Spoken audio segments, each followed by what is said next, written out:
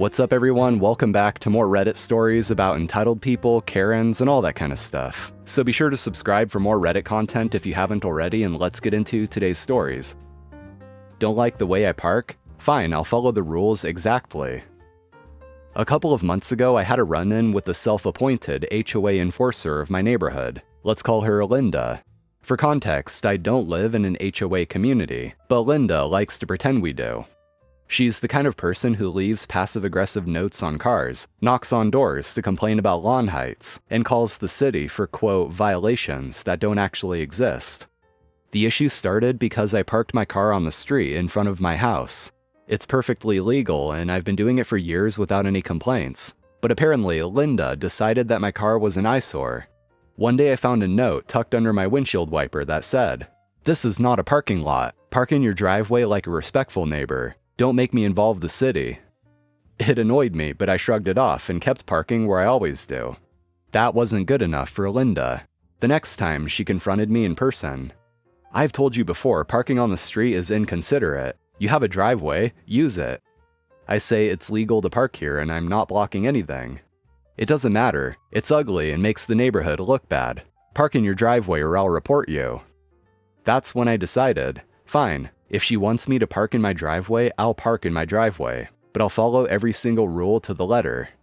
You see, my driveway is small. If I park my car in it, it blocks the sidewalk. Technically, it's against city ordinances to obstruct the sidewalk. So the next day I pulled my car right into my driveway, perfectly centered, and guess what? It completely blocked the sidewalk. It didn't take long for Linda to notice. She marched up to my door, red-faced and furious. "You can't block the sidewalk, that's illegal."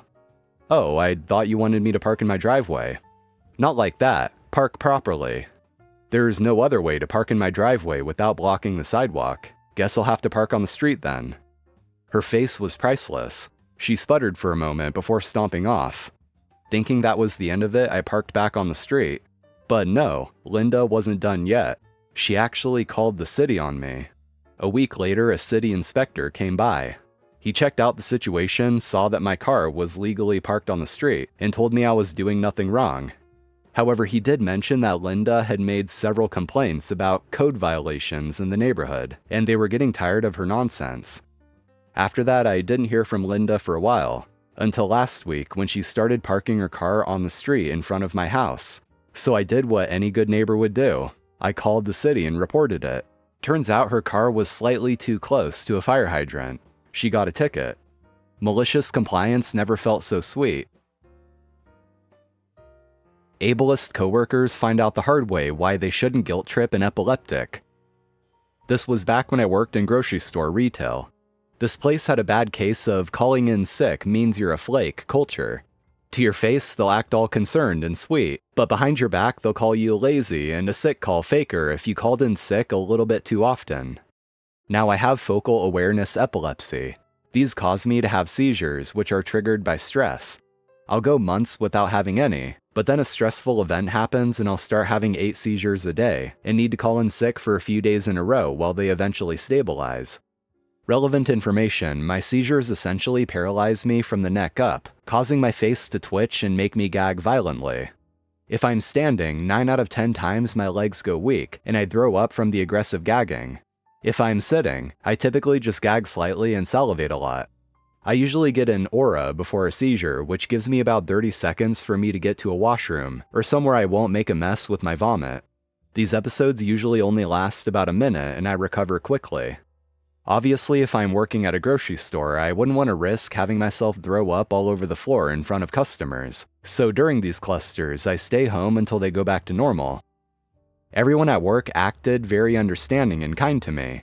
I'm a poor epileptic girl. I can't help that I need to call in sick during my rare seizure clusters, right? Well, it turns out the supervisors and managers had been talking behind my back, saying that I'm faking the severity of my seizures and just using them as an excuse to take days off or go home early, since they never actually saw me have one before. Ouch. After hearing from a coworker that this was what they were saying about me, I was super hurt and upset they were all faking their kindness to me, and just thought I was using my disability to take a little vacation.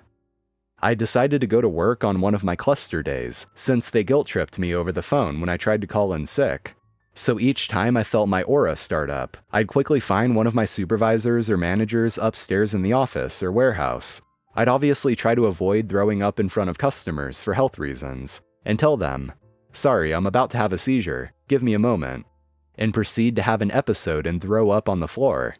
They'd of course be horrified as I went to casually grab paper towel to clean up my barf and tell me I should go home, to which I'd say, "Oh, it's okay, I can continue working, I bounce back fast," and go back on the floor. After half a day of doing this at least once in front of probably each of my supervisors, they straight up forced me to go home and said not to come back until my cluster was over. I don't think they ever tried to guilt trip me whenever I tried to call in sick since then. Entitled woman thinks she owns the drive-thru, throws a tantrum and gets served by karma and the police. I'm at Chick-fil-A the other day. At this location, they have 2 drive-thru lanes, one for regular orders and one for mobile orders, where you skip the line if you use the app and scan a QR code. I always use the mobile lane because it's way faster. Well, not today. Enter entitled woman. She cuts me off pulling into the lot, red flag number 1, but whatever. There's no one else in the mobile lane, so it's not a huge deal. I pull in behind her and immediately notice she's not holding a phone to scan a QR code like a normal person. Nope, she's sitting there waving at the attendants. Newsflash, nobody monitors the mobile lane, so naturally she starts laying on the horn like a lunatic. An employee finally comes over. Before he's even at her car, she starts barking out her order. And not a short one, this woman orders like she's feeding an army. After ordering, she drives off without paying. The guy literally has to chase her down to get her payment. Then she pulls up to the window where I'm still stuck right behind her, despite having scanned my QR code and being ready to grab my food in seconds. The employee at the window asks her to pull around to one of the waiting spots. She refuses, saying, "No, it always takes longer if I pull around." The employee explains very patiently that pulling around won't delay her order, but it will let them serve the people behind her whose food is ready. She responds, "It's not really fair to prepare their orders before mine when I was here first." The employee tries to explain how food stations work, but she interrupts, saying, "They should all be working on the first person's order. I know you just make minimum wage, but this really shouldn't be that hard to understand." After what feels like forever, the manager appears at the window. He leans out and very politely asks her to pull around, even promising to personally bring her food out as soon as it's ready. To top it off, he offers her a complimentary peppermint shake as an apology for the inconvenience. And what does she do? She knocks the shake out of his hand. It goes flying everywhere. On him, inside the window, total chaos. She even has the nerve to beep her horn at him. Finally, karma starts to take hold. A couple minutes later, 2 police officers walk around the front of the drive-thru road, coming towards her. The woman laughs at the manager, saying, "You really called the police?" The manager calmly responds, "No ma'am, they were at the counter when I walked by covered in the shake you knocked over. They also heard your shouting and honking. I told them it was fine, but they wanted to check on the situation." At this point, the officers reached her car and told her if she doesn't pull forward and talk to them, they'll arrest her for assault and move the car themselves. She finally pulls around, but doesn't stop. She just speeds out of the parking lot. The police laughed. She has a very easy to remember vanity plate, and they told the manager that they're adding obstruction of justice for failing to comply with the lawful order when they track her down. I know not all posts here have happy endings, so I figured I'd share this one for the holiday season. Honestly, she probably wouldn't even have gotten in trouble if she just listened to the cops. If she just pulled forward and talked to them like they asked, they probably would have just given her a stern talking to. But no, apparently the right move here in her mind is to just speed off. So now she'll get a charge for obstruction of justice. And hopefully if the cops feel like it, there's probably some kind of charge they could make for knocking the shake onto the worker as well. Seriously, why would you flee and evade the police over something so dumb? Annoying guy trespasses on property to accuse workmen of trespassing, and then calls the cops. I'm a landscape contractor in a small coastal town. Luckily, my profession is in demand here, so I can afford to be choosy and prefer to work for the same core group of 40 or so clients. I do lots of landscape maintenance and some hardscape installations. There is one street which runs along the ocean all the way through town. Call it Beach Street. I do most of my work on and off this street. It's a pretty small town and I know almost everyone, and most people in this neighborhood know me. I've maintained a large vacant lot on Beach Street for an absentee property owner for about 7 years. He's older and somewhat annoying, but that's irrelevant here. He wanted a gravel driveway put in, and after giving the green light, then the red light, then the green light on the simple project multiple times, he called me up and said, just do it. Great. My assistant and I are at the site this morning, with a very large dump trailer full of gravel, wheelbarrows, tools, etc. We've got the dump trailer at an angle and are unloading and spreading the gravel. A man and a woman are standing on the sidewalk gawking at us, their mouths hanging wide open. We are working at the back of this lot. My assistant and I both notice, and I say, just ignore them. 30 seconds later, the man is standing beside me, asking, do you have permission to be on this property?